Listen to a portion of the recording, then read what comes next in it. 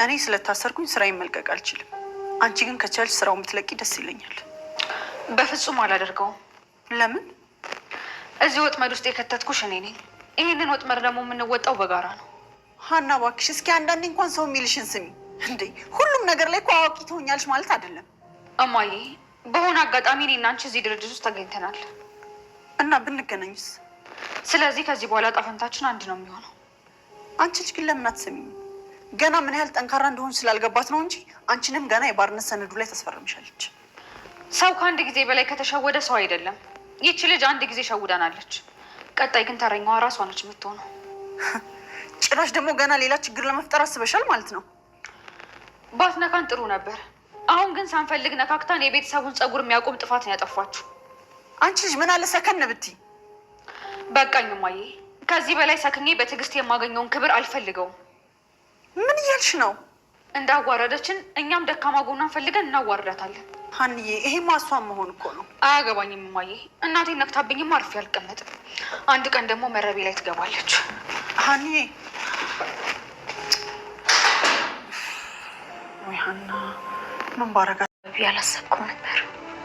እንደሱ ማሰብ የለብሽም። ያንቺን ወዝ እየመጠጥኩ እኔ ምን ሆናለሁ? ትንሱ ስንት ጊዜ ነው እንደዚህ አትበይ ብዬ ነገርኩሽ? እስቲ ተመልከችኝ ትሁት፣ ምንም የተለወጠ ነገር እኮ የለኝም እኮ። ታዲያ አለመለወጥሽ እኮ ጥሩ ነገር ነው። አንቺስ ትሁት እስቲ ራሽን በደንብ ይው። ሁሉ ነገርሽ እኮ በጣም ተለውጧል። ይህ ሁሉም ነው ደግሞ በእኔ ምክንያት ነው። ትንሱ እኔ ምንም የተለወጠ ነገር የለኝም። አንቺ እኮ በዘስ ስለምትይኝ። አይ ትሁቴ አይደለም፣ አንቺ ሁሉ ነገርሽ ተለውጧል። እኔ ግን ከገሬ ውጭ ምንም የተለወጠ ነገር የለኝም። አሁን እሺ ለምን እንደምታለቅሽው? ደስ ብሎኝ ይሁን ከፍቶኝ ይሁን አላውቅም፣ ብቻ ግን እንባ ይቀድመኛል። በቃ ዝም በይ። አንቺ መንከባከብ ለእኔ ደስታዬ ነው። እሺ በቃ ዝም እላለሁ። በቃ አሁን እንደዚህ ውብ እንደሆንሽ ውጭ እንውጣ። አይ ትሁቴ ይቅርብኝ። ለምን ትንሱ? አስበሽዋል? እንደዚህ ፀሐይ መስዬ ስወጣ ፀሐይ ደንግጣ ብትጠፋስ? ኧረ እባክሽ ቀለድሽ። በቃ አሁንማ እኮ በደንብ ስራውን ለምጄዋለሁ። ሁሉንም በጸባዩ ነው የማስተናግደው። እንደሱ ከሆነ ጥሩ። እማዬ። አቤት የኔ ልጅ። የሆነ ነገር ግራ ግብት ብሎሽ ያውቃል? እንዴት? ምን አይነት ጥያቄ ነው?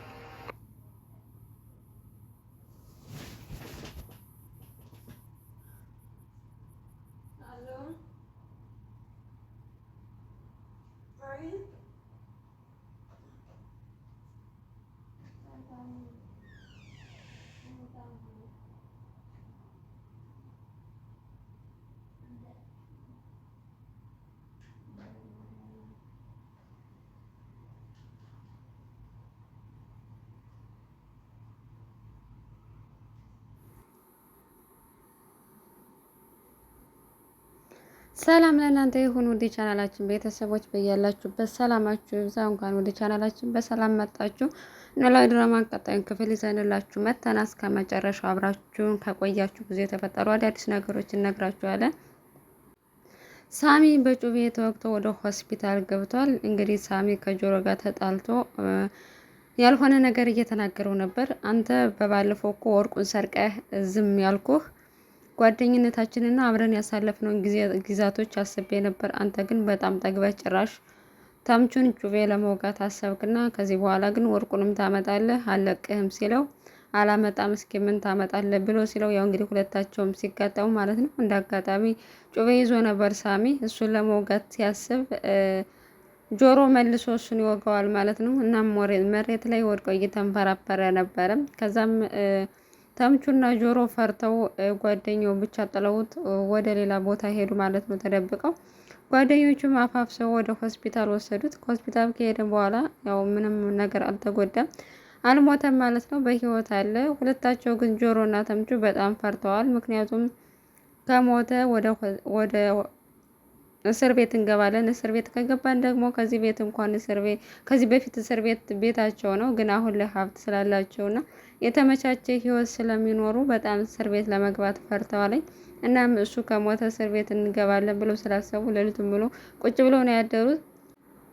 እናም እነሱ ሂደው መጠየቅ ስላልቻሉ ኤልያስን ሄዶ እንዲያዩና እንዲጠይቀው አድርገው ነበር እና ኤልያስም ሄዶ ሳየው ምንም ነገር ጉዳት እንዳልደረሰበት ማለትም ለሞት የሚያደርስ ምንም ጉዳት እንዳልደረሰበት እና እነሱንም ለፖሊስ ጠቁሞ እንዳላስያዛቸው በተቃራኒው ወድቆ እንደተጎዳና ምንም ነገር እንዳልተፈጠረ ነው የነገራቸው ማለት ነው። እናም ይሄን መጥቶ ሲነግራቸው እነሱ ግራ ገብቶታል። ለምን ሳሚ እንደዚህ ያደረገ?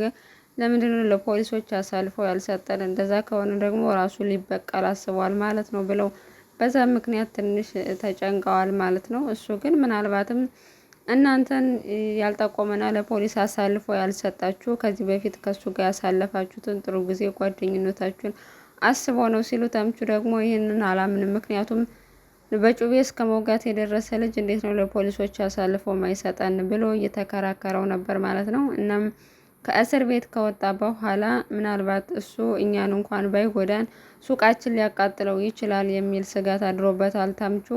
እሱ ግን በጭራሽ እንደዚህ ያደረግን፣ ምክንያቱም ሱቃችን ካቃጠለው ህይወታችን ይበላሻል፣ ምክንያቱም ያለን አንድ ሱቁ ብቻ ነው። እሱንም ካደረገ ደግሞ እኔ ያለቀውም ህይወቱን አሳጠዋለሁ እያለ እየዛተበት ነበር። እና በዚህ ምክንያት እንግዲህ ሳሚ ጉዳይ መፍትሄ አላገኘም። ሁለታቸው ላይ ምን እንዳሰበ ምን ሊበቀል እንዳሰበ ምንም የታወቀ ነገር፣ እነሱም ደግሞ ተምቹና ጆሮ ያሳሰባቸው ይሄ ምን ሊያረገን ነው ወደፊት የሚወስደው ነገር የሚወስደው እርምጃ በጣም አሳስቧቸዋል። ሰላምን በተደጋጋሚ የሳሚን ስልክ እየሞከረች ነበር። እሷ አልፈልጋት በቃ ተወደድኩ ብሎ ነው ወይ እንደዚህ የሚጠግበው? ለምንድነው እንደዚህ የሚኮራብኝ? እኔ ስለደወልኩ ነው እንዴ እያለች እየተበሳጨች ነበር። እሱ ግን በጩቤ ተወግቶ ሆስፒታል እንደገባ አታውቅም ማለት ነው። እናም በዚህ ምክንያት በጣም ተናዳለች። ለምን ናቀኝ? ለምንድነው ስልክ የማያነሳኝ? እሱ መጀመሪያ ፈልጎ መጥቶ አሁን እንደወደድኩ ሲያቅ ነው መሰል የናቀኝ ብላ በጣም እየተናደደች ነበር። ጓደኛዋ መታ ስጠይቃት ያው ጓደኛዋ ምን እኮ ከዚህ በፊት የምትተዋወቁ አልመሰለኝ ነበር፣ እንደውም ዝም ብለሽ ታግዣቸው የፈለግሻቸው ሰዎች ስለመሰለኝ ነው፣ እኔ ለጽድቅ ብዬ ነው እኔ ስለማውቃቸው ነው ከዚህ በፊት የከፈልኩላቸው ብላ ሌላም ጥያቄ ስጠይቃት ሂጂ በቃ ሰው መጣ ታዝሽ ብላ ባረረቻት ማለት ነው። እናም በዚህ ምክንያት በሳሚ በጣም ተናዳበታለች። ሰላሜና ተኝታም ተነስታም ስለሱ እያሰበች ነው። በተለይ ደግሞ ከመውደዷም በተለየ ለምንድን ነው ስልክ ማያነሰው የሚለው ነገር አናዶታል እና ሰራለታለሁ እያለች እየዛተችባት ነው። በሌላ በኩል ሉሊት ያደረገችውን ስራ ሀኒቾ ስላወቀች በጣም ተናዳ ቢሮ ዋጋ እየጮኸች ሄደች። እናም ለምንድነው እናቴን ወጥመድ ስትኔን ተጠቅመሽ እናቴን ወጥመድ እስከተትሻት አንቺ ምን አይነት ባለጌና መጥፎ ሴት ነሽ ስትላተኝ፣ እንዴት እኔ እንደዚህ ትናገሪያለሽ? እኔ እኮ የዚህ ድርጅት ኃላፊና ትልቅ አለቃሽ ነኝ፣ እንዴት ነው እኔ እንደዚህ የምትናገሩ ብላ በጣም ነው የተናደደችባት። እሷ ደግሞ ወጥመድ ውስጥ ቀድመሽ የገባሽው አንቺ ነሽ፣ አንቺ ባጠመድሽው ወጥመድ እኛ እንደማረግ አሳይሻለሁ፣ አንቺ ገና ማንነቴን አላወቅሽም ብላ ስትደነፋባት፣ ሉሊትም ተናዳን የማውቀው አንቺ የዚህ ድርጅት የጽዳት ሰራተኛ ሆን ከዚህ አርፈሽ ብትቀመጭ ይሻለሻል፣ የተለየ ነገር አረጋለሁ ብትይ እዚህ ድርጅት መንቅሬ ነው ማወጣሽ ብላ ዝታባታለች። እናም የሁለታቸውን መጣላት ስለሰማች ወይዘሮ ሜላት ሀናን ከስራ እንድትለቅ ጠይቃት ነበር። እሷ ግን በጭራሽ እዚህ ችግር ውስጥ የገባ ነው አብረን ነው፣ ስለዚህ አብረን ነው ችግር ውስጥ የምንወጣው፣ እኔ ልረዳሽ እፈልጋለሁ አለቻት። ወይዘሮ ሜላት ደግሞ የራሴ ችግር ስለሆነ ራሴ ፈታዋለሁ፣ እሷ አታውቂያትም፣ መጥፎ መሆኗን ነግሬሻለሁ ከዚህ በፊት እኔም ከነገርኩሽ፣ በተለይ ደግሞ አንቺ በአካል አይተሻታል ምን አይነት መጥፎ ሴት እንደሆነ፣ ስለዚህ እባክሽ ችግር ውስጥ ከምትገቢ ተያዝ ስትላት፣ በጭራሽ እናቴንማ ነክታ አለቃትም ብላ ደንፍታ ወጣች ማለት ነው። እናም ወይዘሮ ሜላትም ያው ሁለታቸውም እንግዲህ የተለየ ነገር ለማድረግ እያሰቡ ነው። እናም ወይዘሮ ሜላትም ማስጠንቀቂያ ሰጥታት ነበር። ከስራ ቀደም ብላ ወጥታ ጠበቀቻት። እሷ ደግሞ ለምንድነው ከስራ ቀደም ብለሽ ወጣች?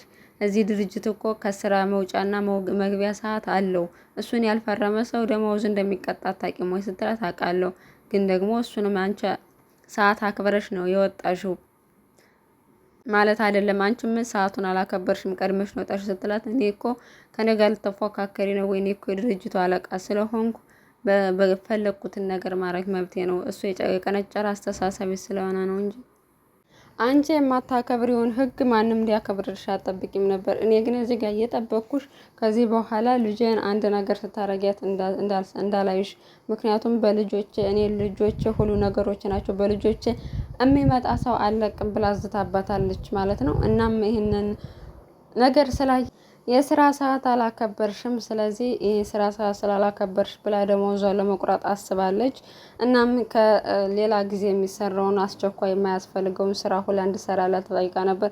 ይህ ስራ እኮ መስራት እችላለሁ፣ ግን ደግሞ ይህን ስሰራ ዛሬ የሚሰራውን ስራ ጊዜ ይወስድብኛል። ስለዚህ ለምንድን ነው የማትፈልጊው ነገር የምታሰሪ ስላት፣ እኔ ስለፈለኩት ነው በቃ ስሪልኝ ብዬሻለሁ አለቻት። እናም እሺ አለቻትኝ።